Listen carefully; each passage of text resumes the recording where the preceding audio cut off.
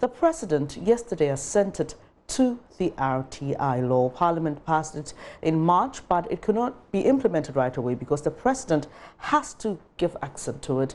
Assenting to the Act Tuesday, May 21, President Akufo-Addo commended the country's legislature's effort and commitment to good governance by passing the Right to Information Bill. He was happy the Act came into effect during his time as President. Sense of responsibility and commitment to good governance in passing this significant piece of legislation. The purposes of the Act, as set out in its preamble, is to provide for the implementation of the constitutional right to information held by any public institution and to foster a culture of transparency and accountability in public affairs. Properly applied, it should enhance the quality of governance in our country and provide a critical tool in the fight against corruption in public life. The Parliament has quite rightly provided that the Act should come into effect in the next financial year, i.e. January 2020, because there are financial consequences in the implementation of the law in order to give the public treasury the opportunity to make the necessary allocations to enable the Act to be effective. I'm very happy that this law has finally been passed, and I did make the commitment that when it was brought to me, I would give my assent to it right away. It was in fact brought to me yesterday afternoon. But on second thought, I felt that I should sign it in the plain view of the Ghanaian people, for you to know that this long, winding parliamentary process has finally come to an end. Long live Ghanaian democracy. May God bless our nation and make her great and strong. I thank you for your attention.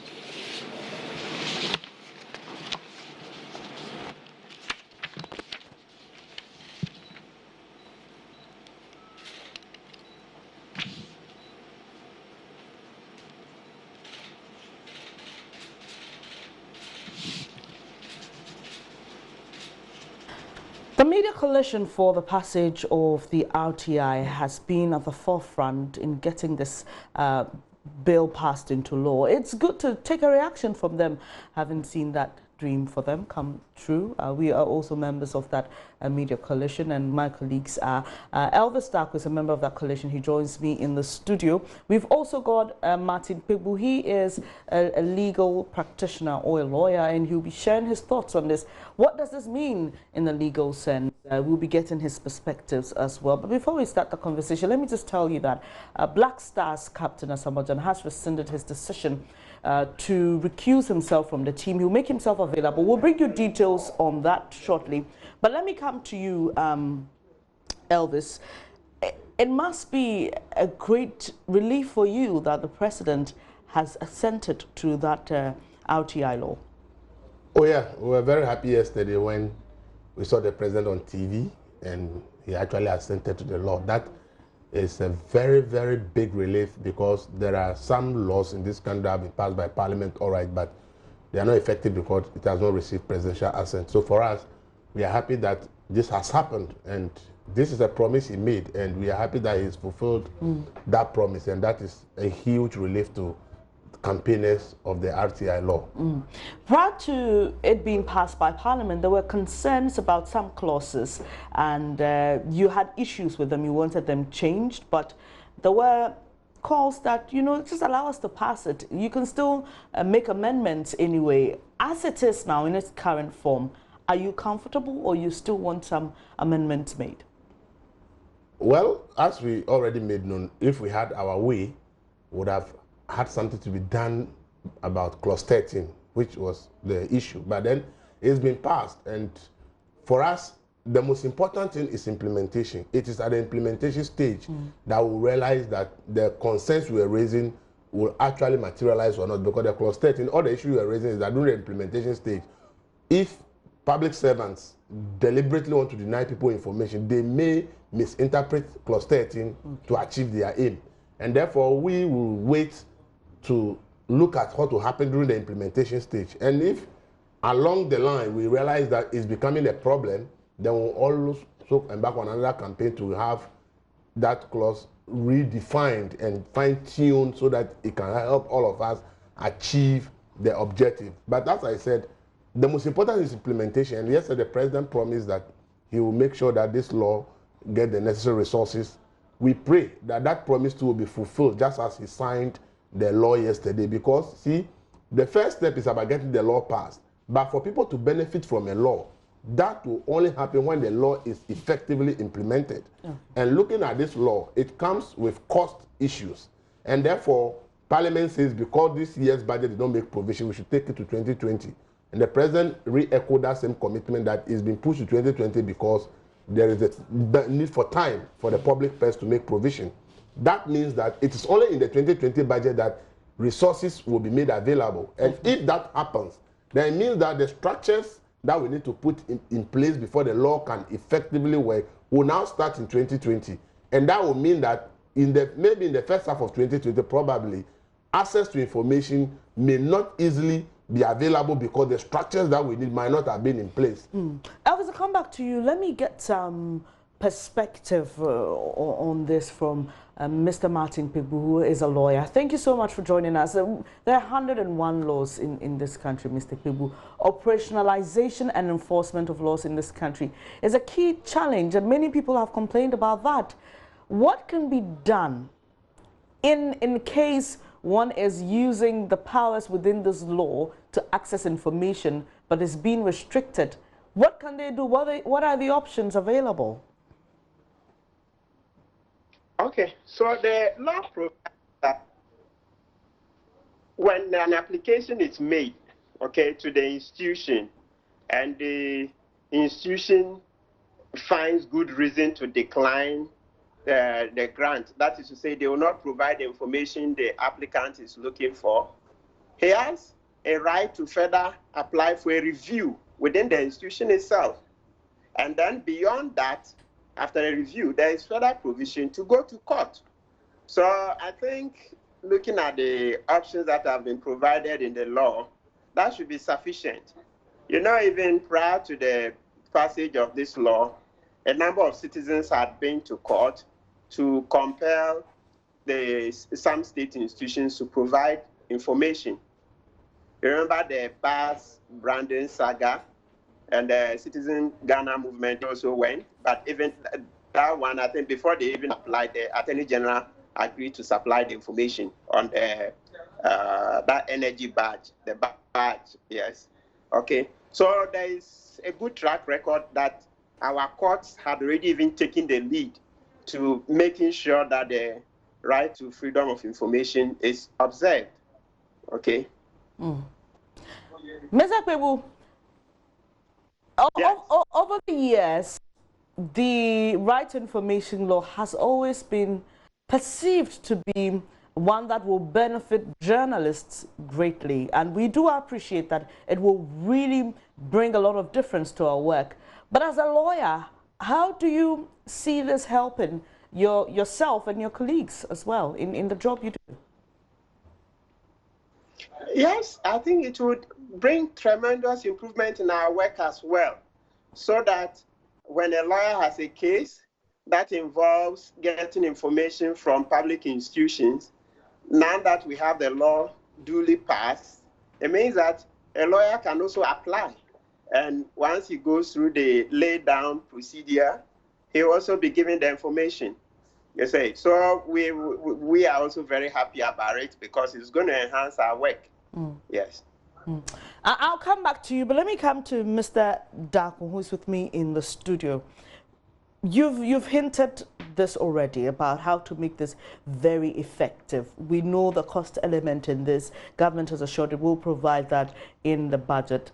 But we know that putting up structures, raising institutions alone is not enough to see the quick implementation of this. And I'm saying this on the back of the Office of the Special Prosecutor. I'm sure you're aware of all the conversations that have gone on. Oh, we need to give him time to set up his office. Give him some time. How long as a coalition are you ready to wait for the structures needed to be set up? Or how long are you ready to how much time are you ready to give to say, okay, look, we think that is reasonable that you should set up the structures within this period, then we can hit the ground running and everybody can have access to the information they need as permitted or granted in the law?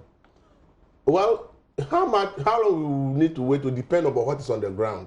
Because one of the critical problems we face in Ghana is about public record keeping systems. How public institutions keep records of whatever that is happening in that institution. And you attest to the fact that as journalists, when you go to even public institutions, you see piles of documents, some of them being torn apart, and you ask them, why are you keeping this? Oh, we don't have space and we don't know where even to keep them, so that's where they have to be. They get torn and they bend them. That means that that record is gone. So the critical issue at the moment is what kind of record keeping system are we going to put in place? We will need to do an audit as a country to determine what kind of system we need and the cost involved and how long it will take for us to implement such a structure. When we have that framework, then we all can agree that by technical specification, by expert advice, this will take this time to do. If that is there and we all agree on it, then the issue of how long we have to wait will not come in. So that will depend largely on government as to how quick they will be able to do that audit and how soon will the report from the audit be available. Then we can all say, if the experts say this is the time we need to be able to fix the record keeping system, then let's all go by it. For me, that is the most critical for now, because for the Information Commission, government can set it out if he wants to do it. For the training of the people who will implement the law in the various offices, that is an issue that if government wants to do it 3 months or 4 months, 6 months, can do it. The LI, Parliament can take 3 months, 4 months with the AG, they can do it. But the most important thing you are looking for is the information. Exactly. And therefore, how that information is kept and the systems that are used to keep that information becomes the paramount issue, because the law actually enjoins this public institute to actually even publish their information regularly. So what kind of format are they going to use? Is it hard copy? Are we going to say, okay, then let's do soft copy? And therefore, if somebody is in Saboba district or Southern district and wants to apply for information for Ministry of Local Government, the person can be in his constituency, go on their website and look for the information and easily get it, not necessarily by coming to Accra or hard copy posting, because we look at the age and we are all moving into digitization. So we want to look at that audit, if it will be done, when, how soon, what will the report say, what timelines will the report recommend that we need to be able to fix this. And then when we all have that and we all agree on it, then the issue of timeline will not come in. But if that did not happen or does not happen on time, then a civil society will be forced to ask for it, and it will become another back and forth between civil society and government. Lawyer Martin Kpebu, let me ask you, with the coming into force of this law, will heads of institutions be held liable or responsible if they do not keep information properly, if they do not make those information readily available? Yes, so the sanctions regime, I think that one, because Darko is in the studio, you know, the law, there is a problem in terms of the amendments that were made, several amendments. So the end product I haven't seen. So maybe because Mr. Darko was doing the tracking, you'll be better informed about the sanctions regime for heads of institutions that failed to give information under the law. And so, for example, like the example he cited, if you have maybe a stack of files that are not being kept properly, maybe beaten by rain, maybe some rodents find their way and they chew the files, and it's really vital information that a journalist or even a lawyer may need. Will the law say, look, you failed as a head to protect this information, and so we're going to, you know, process you for court or hold you liable or anything of the sort? Oh, okay, yeah, I get that. Yes, you see, for this sounds in the area of negligence. You know, the information and all that and data are state property. So we already have laws that, look, as heads of institutions and all that, responsible officers, there's a duty to take good care of such information and such data. So if a head loses information In circumstances where you see that he was grossly negligent, generally, number one, it's a cause of misconduct. So in the civil service, he can be made to appear before a panel. You know, in the civil service, they have regulations for misconduct and all that. Now, beyond that, if let's say the institutions are not acting, they don't want to discipline their own officers within the system, citizens, once we find enough facts that shows gross negligence and other forms of misconduct leading to the loss of the information, we can sue for declarations from the court to that extent. And I'm sure the courts will be willing to give appropriate reliefs. Thank you very much for your time. Martin Pebu is a lawyer. He's been sharing some legal perspectives with us on the right to information law that the president has assented to. And in wrapping up with you, clearly we know that journalists are one of the professional groupings that are likely to benefit immensely from the RTI, but there are also individuals, citizens who would also be using this. What do you expect from government in education on this RTI, and even from yourself as a coalition and a civil society organization? What should we expect in educating the public, what they should expect, what their rights are within the law and the limits as well? Well, that's the most important thing, because people can only take advantage of a law when they know what procedures and steps they need to take. And it is only when they take that advantage before they can get benefit from it. And therefore, as Media Coalition and the RTI Coalition in general, we are determined to continue our efforts, and we are putting in place processes and structures how we can also help the ordinary citizens to understand. And as Media Coalition, every media institution in Ghana is part of the Media Coalition. So we are urging every media house that once we decide that we are embarking on public education, we will be all ready to offer the public that education. But I think that we as civil society organizations, the onus actually lies on the state. And therefore, the implementing agency, which is the Ministry of Information, has a very big role to play. So I think that they already have had one meeting with the stakeholders at the Ministry of Information.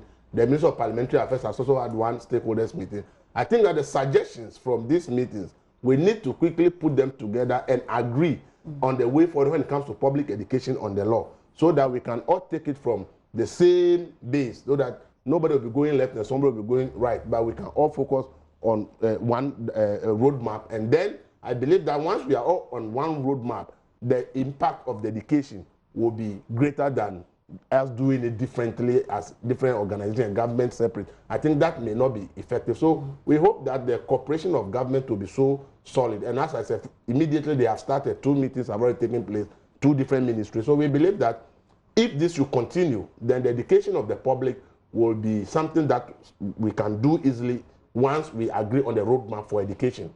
Thank you very much for your time. Elvis Darko is a member of the Media Coalition on the RTI, and we've been taking his comments and his reaction, and even that of the coalition, to the president's assent to that RTI law.